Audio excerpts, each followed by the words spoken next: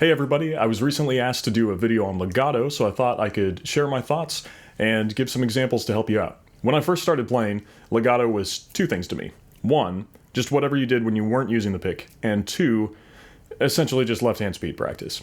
After I'd built up some speed in both my left and my right hand, I started to realize that there were some difficulties in syncing the two of those up.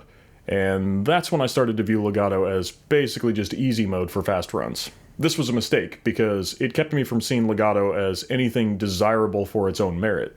So with that in mind, let's take a look at some examples to refine the mechanical side of legato as well as provide some musical context. So earlier I mentioned using legato as a speed building exercise, and it is really great for that. This is the kind of thing that I would do when I was getting started.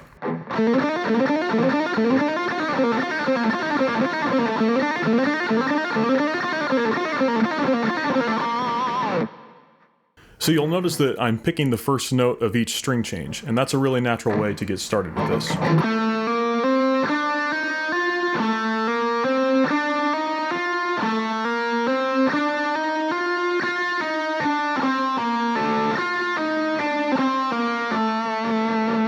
I should also point out that when I would do this as a beginner, I neglected to practice descending patterns with as much dedication as ascending. And the effect of that is that I can still feel it in my playing today. So learn from my mistake and practice both ascending and descending equally. If you are having a hard time getting a clear sound out of your hammer-ons and pull-offs, I suggest practicing them in a really exaggerated way like this. So really slam onto the fretboard.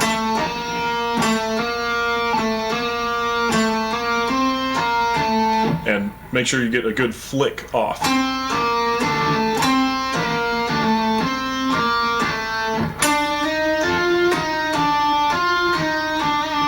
Of course, you only want to use the minimum amount of force necessary to perform these actions, but in my opinion, it will be easier to practice too hard and work your way back than it will be to try to incrementally increase to the right level.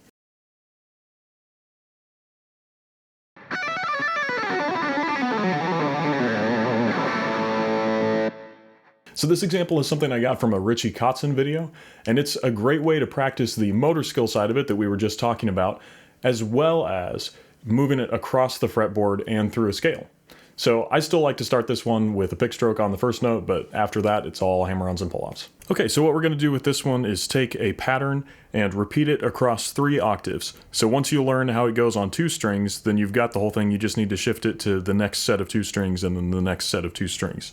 So we're going to be starting up on the 14th fret of the high E string. And the first pattern goes like this.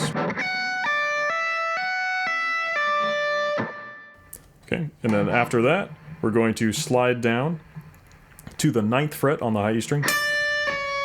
So that sounds like this. And then we're going to hammer on back on the 10th fret and the 12th fret. So that sounds like this. And from there, we're going to pull off, from there we're going to pull off from the 12th fret to the 10th fret, and from the 10th fret to the 9th fret. And so then hammer on to the 12th fret on the B string, and then pull off to the 10th fret, and then the 9th fret. And so altogether, that's going to sound like this.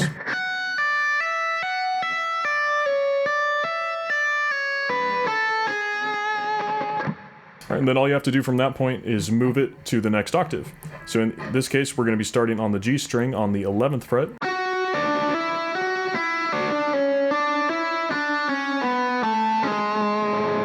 And for the last octave, we're going to move to the 9th fret on the A string.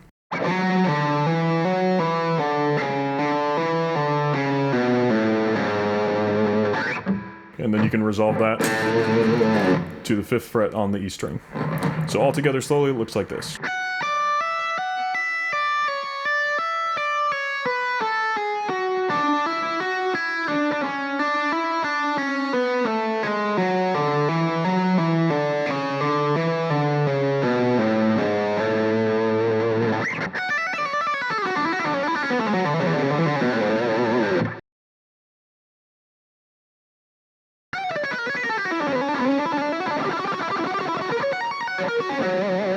Okay, so this is an example that I came up with to demonstrate how you can use the smooth rolling sound of legato and contrast that with the harsher sound of picked notes to give a more musical feel to your lead lines. Okay, so for this one we're going to start on the 15th fret of the high E string, and we're going to pull off to the 14th fret and the 12th fret, and then hammer on to the 15th fret of the B string and pull off to the 14th fret and the 12th fret on the B string. So that looks like this. And then from there we're going to slide down to the 11th fret and hammer on to the 12th fret and 14th fret. And then back down to the 12th fret and the 11th fret.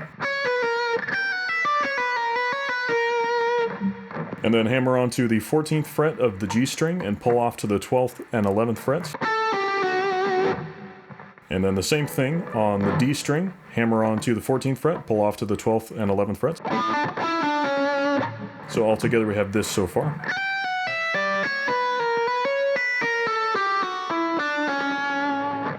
And then we're going to slide down the 9th fret, hammer on to the 11th and 12th frets, and then pull off to the 11th fret and the 9th fret.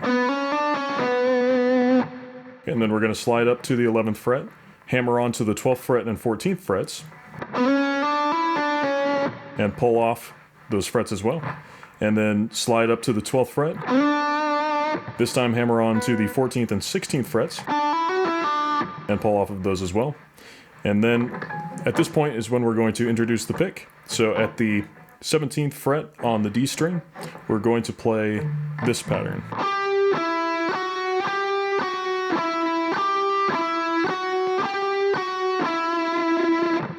So that's 17, 14, 16, 17, 16, 14. And then the last thing that I did was play an F sharp major arpeggio.